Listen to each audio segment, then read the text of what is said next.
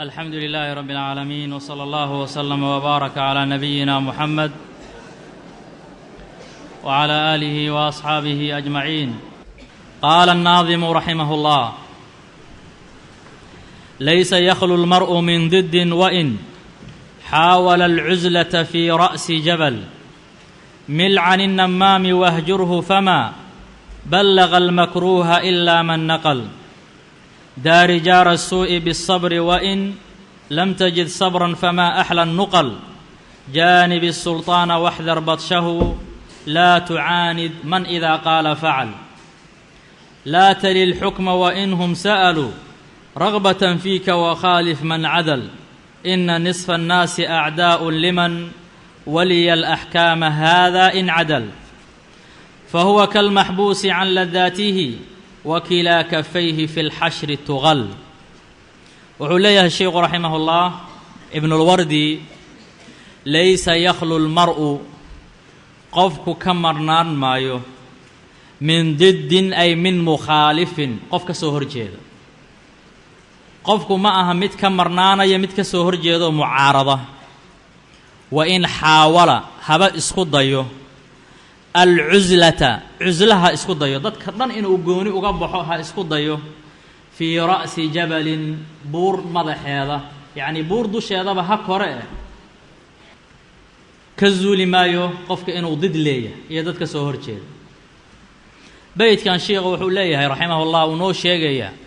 oo uu doonayaa qalbigeenna in si fiican ay u degtoon fahamno. wuxuu ku leeyahay ha rajaynin dadka dhan inay ku jeclaadaan ama ay ku waafaqaan, suurtagal ma aha. arrintaa waxaa rabaa inaad iska ilowdo. suuragal ma aha in dadka dhan aad wada qanciso. suurtagal ma aha in dadka dhan ay raalli kaa wada noqdaan. qofku ka marnaan maayo buu leeyahay cid khilaafta. laysa yakhlu lmar'u min diddin, yacnii qofku ka marnaan maayo did iyo qof ka soo horjeeda. addid waa almukhaalif. haba isku dayo inuu cuslo sameeyo. alcusla macnaheedu waxaa waaye alibticaad can innaas, dadka dhan in laga fogaado oo gooni loo baxo oo qofka meel gaara uu dego.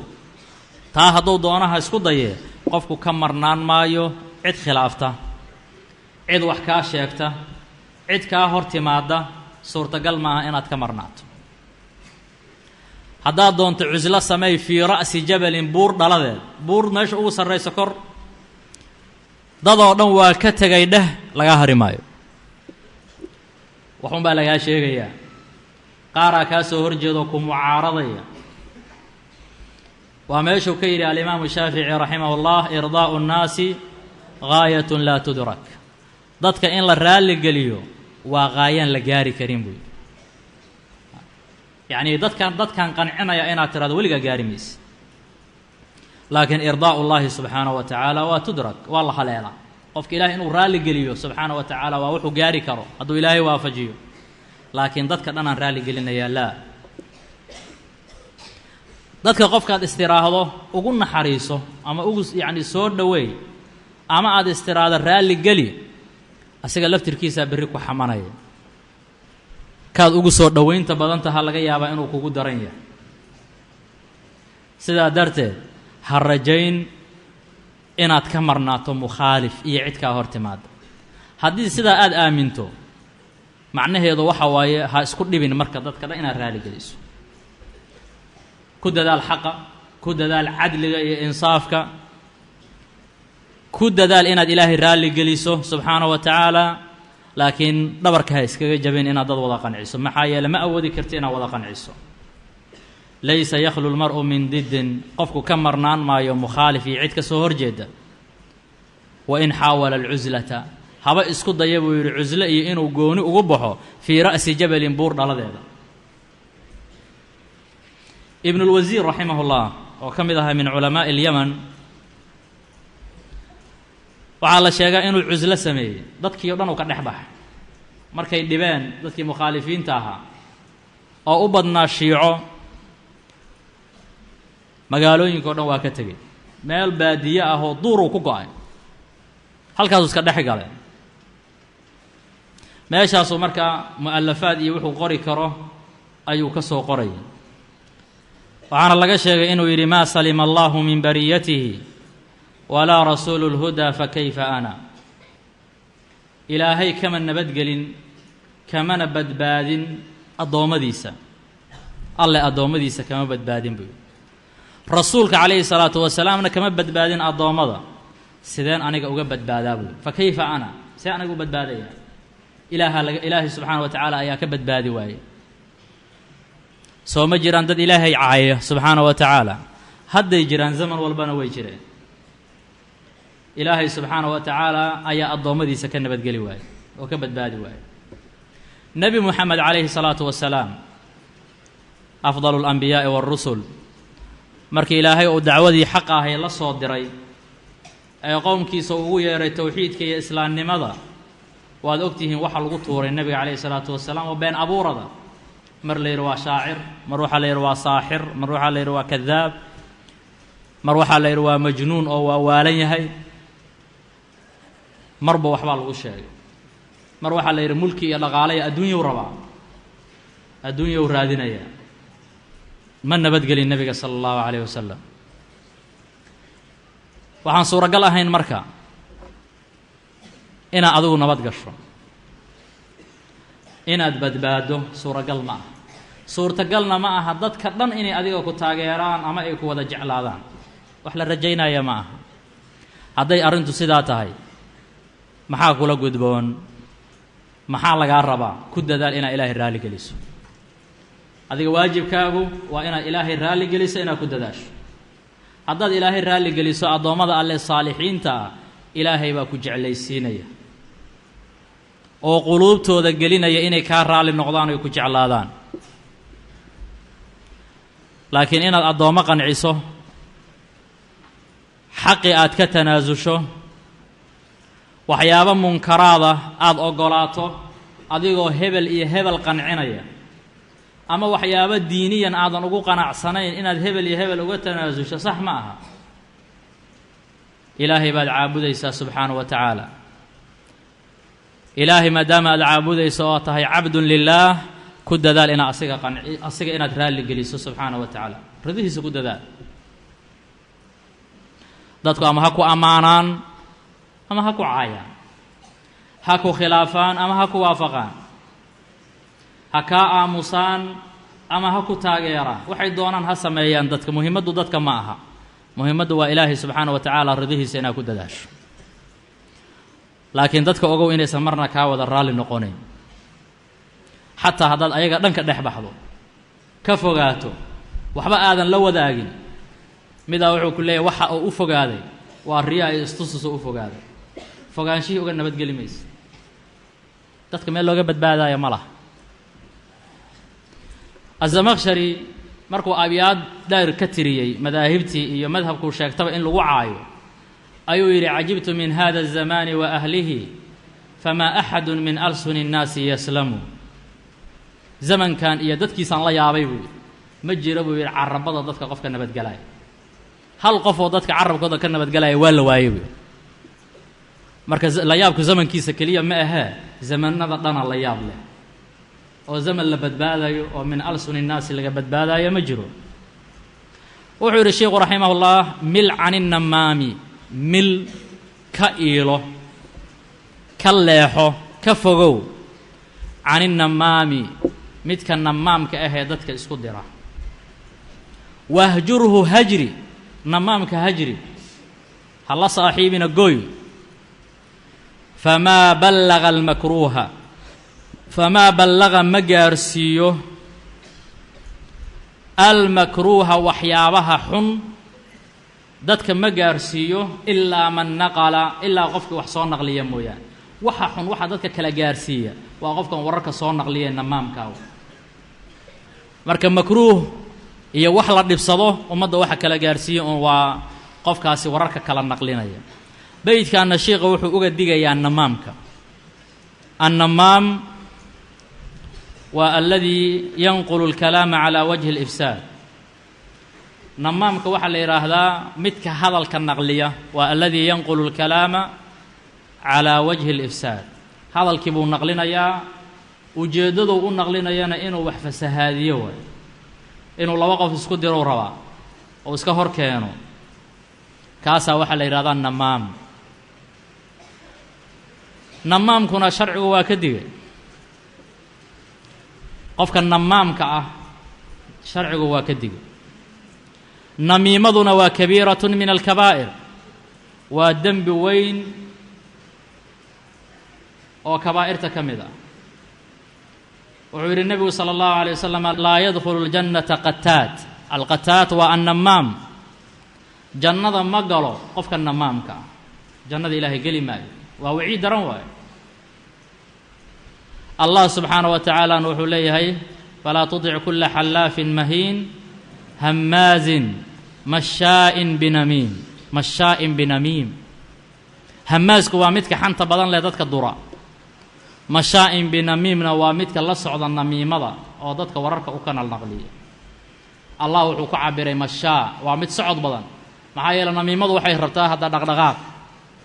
qofka namaamka ah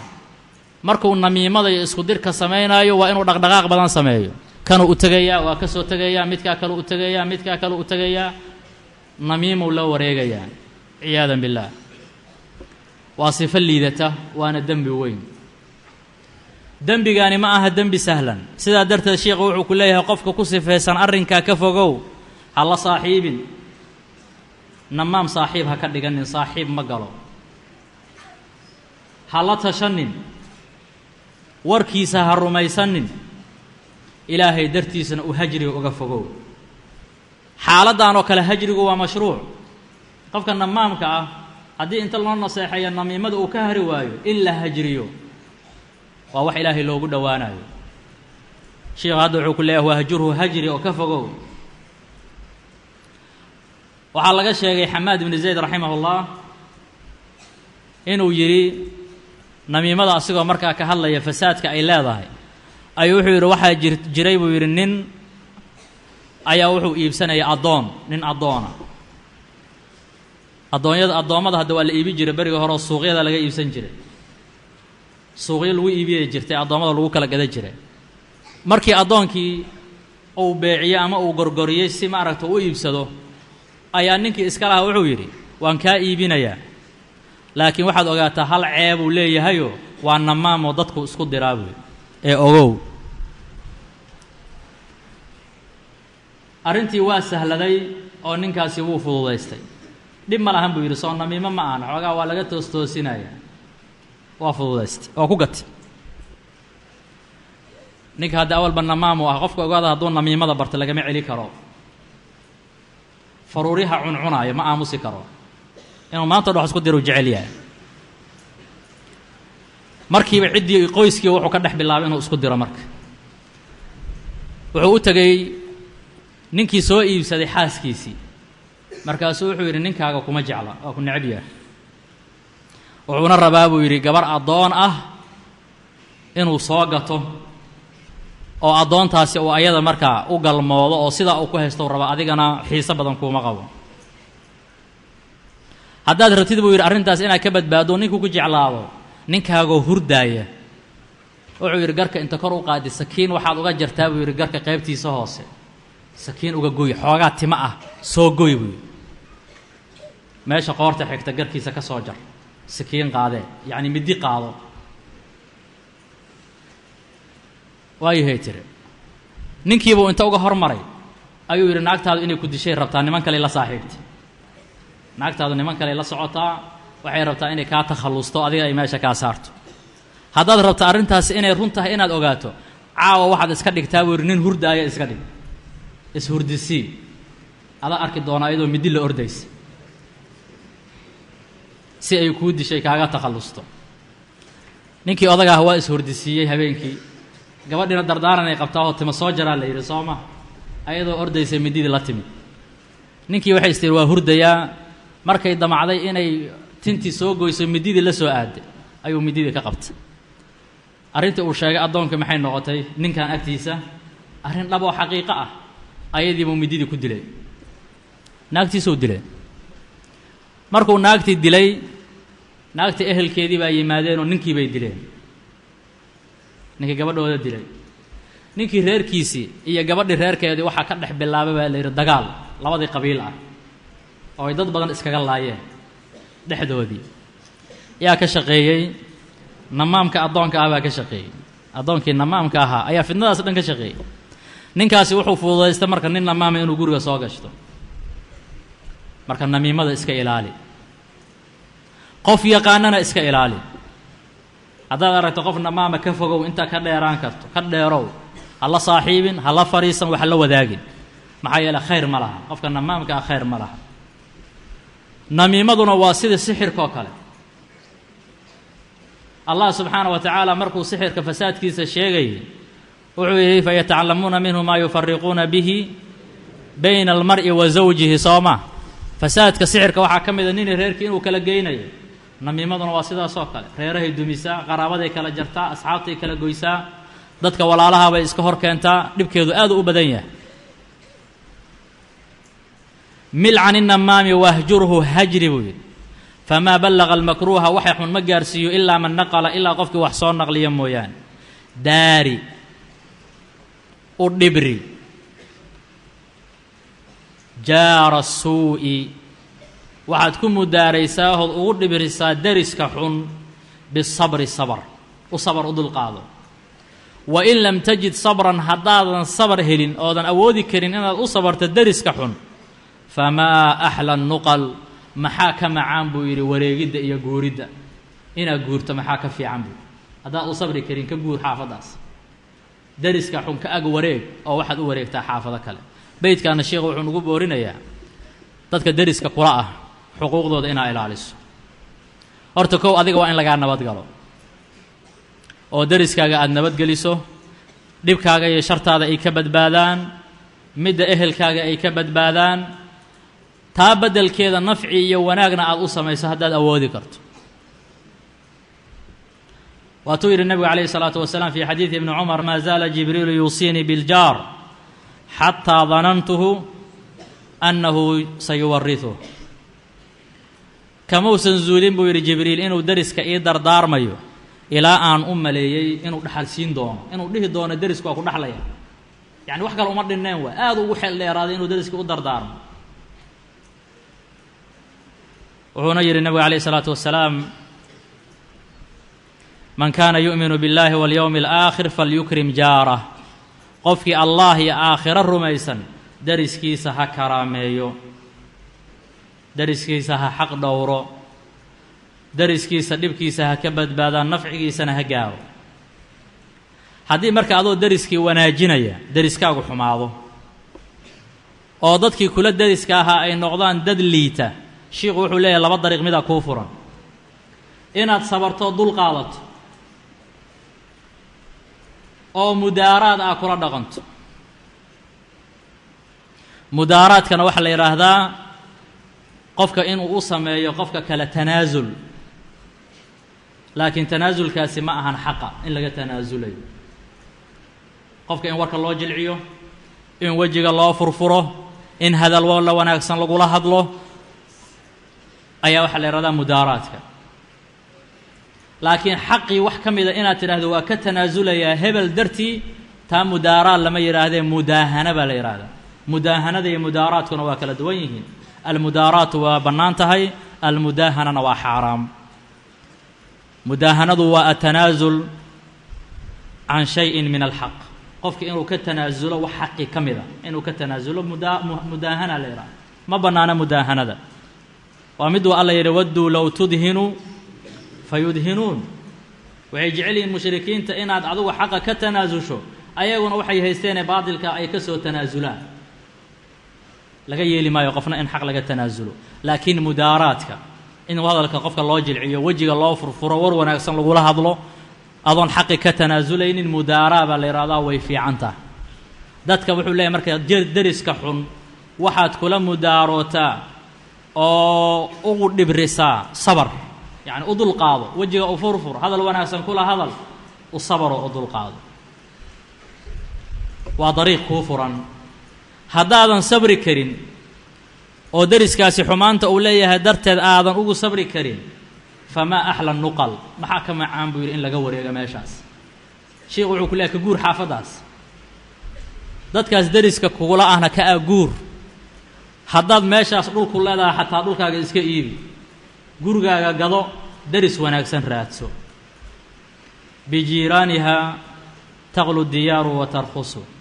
guryuhu waxay raqiis ku noqdaan oo ay qaali ku noqdaan waa deriska deriskaagu hadduu wanaagsan yahay ama xaafaddaas dadka deggan ay yihiin dad wanaagsan guryaha ku yaalla xataa qaali bay noqdaan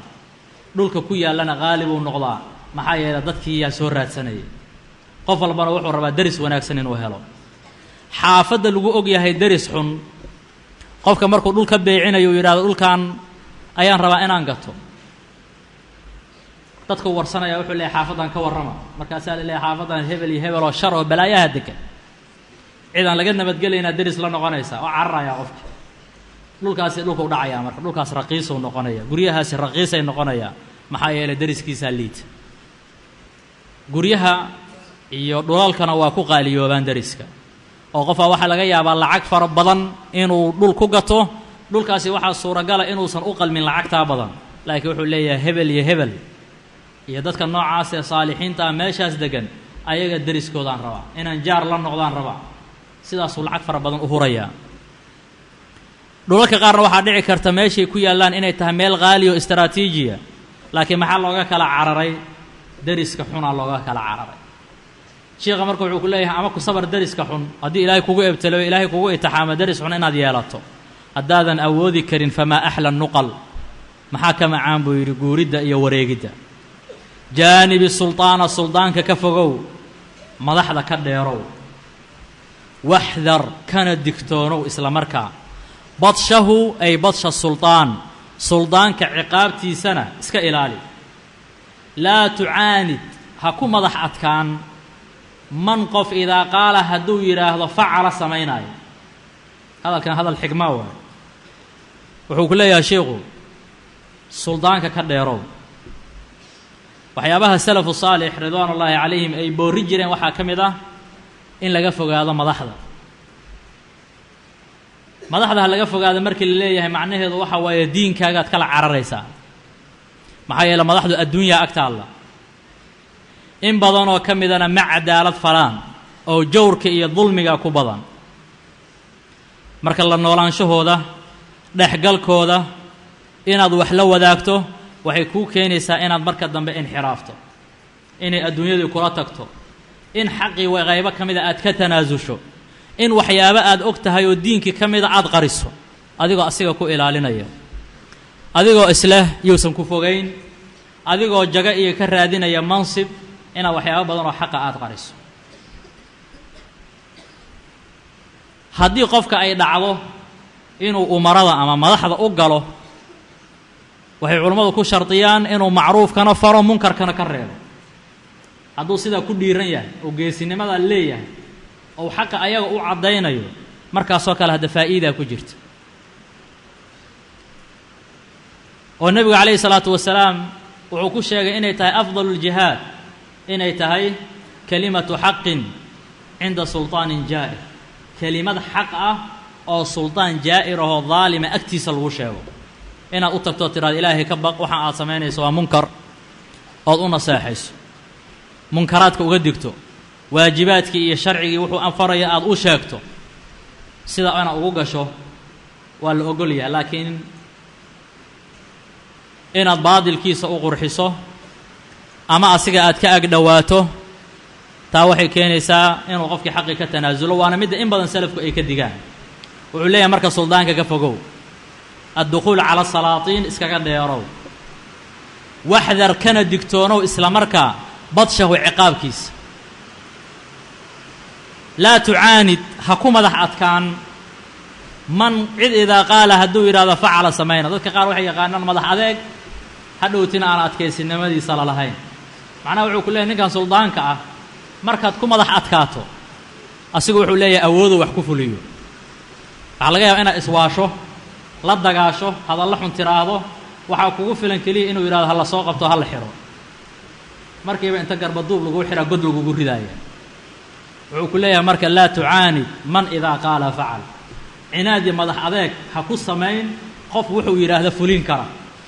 hadalkuu ku hadla markiiba kugu fulin kara maxaa yeele madax adeegaagu qiimo ma lahan adiguu ku dulaynayaa wuxuuna kuu sababayaa ihaano iyo dulli laa tali lxukma xukunka ha qaban xukunkaasi heerkuu doona ha noqdee xukun ha qaban wa inhum sa'aluu haba weydiistaan oo ha kaa codsadaan raqbatan jacayl dartii fiika adiga ay ku jecel yihiin yacni jacayl ay kuu qabaanba ha kaaga codsadaan inay xukun kuu dhiibaane ha qabanin xukun qaadi noqo jagaa laguu dhiibayaa meel heblaad maamulo ka noqonaysaa midna ha yeelin buy arrintaasi markay kaa dalbayaan hadday rabaan ha kaa dalbaan ayagoo ku jecel oo ku raba wa khaalif khilaaf oo ka hor imow man cadala qofkii ku canaanta oo kugu canaanta xukun qabo ka hor imowoo khilaaf xukun qabo ninkii kugu canaanta ha ka yeelin asigana khilaaf buu leeyahay in la tawalliyo ama la qabto xukun arrin sahlan ma aha nebigu sala allahu calayh wasalam wuxuu yidhi alqudaatu halaath qaadiyadu waa saddex ihnaani fi nnaar wa waaxidun fi ljanna laba qaadi naaray gelayaan hal qaadiyaa jannada gelaya labada naarta gelaysa nebigu waa sheegay sala allahu calayh wasalam mid waxaa waaye rajulun carafa alxaqa walam yaqdi bih ninkan xaqa buu yaqaanaa laakiin xaqii wax kuma xukumo kuma dhaqmo dadkana kuma xukumo laaluushow qaatay asagoo xaqii yaqaanuu garab maray kaasi waa min ahli nnaar waa fi nnaar qaadiga labaad waa rajulun qadaa walam yacrif alxaqa waxbuu kala xukumay xaqina ma yaqaan waa jaahil macnaha jaahil wax kala xukumayo asigana waa fi nnaar ninka saddexaad ee kan jannada gelaya labadaas naaray galeen kan jannada gelaya waxaa waaye rajulun carafa alxaqa wa qadaa bihi waa nin xaqii gartay xaqiina wax ku xukumay ninkaas keliyaa jannada gelaya xadiidkaasi waxaa ka dareemaysaa culayska iyo khatarta ay leedahay in xukun la qabto iyo qadaa in la qabto a'immadii salafkuna way ka carari jireen xukunka iyo mas-uuliyadda waa ka carari jireen maxaa yeele waa arrin culus wax sahlan ma ah shiikhu marka wuxuu kuu dardaarmayaa xukun ha qaban wa inhum sa'aluu haba weydiistaan raqbatan fiika jacaylay ku jecel yihiin haba ku weydiistaan arrintaas kalsooniyay kugu qabaan cilmigaagay ku kalsoon yihiin hadday rabaan ha kaaga codsadaan laakiin ha yeelin wa khaalif khilaaf man cadala qofkii canaanta yuu canaananayaa ay man cadalaka calaa tarki alqadaa wa calaa tarki alxukm qofkii kugu canaanta calaa tarki alxukmi tegitaanka aada xukunka ka tegayso kaasna khilaaf oo canaantiisa dhag ha u dhigin wuxuu yidhi ina nisfa annaasi dadka barkood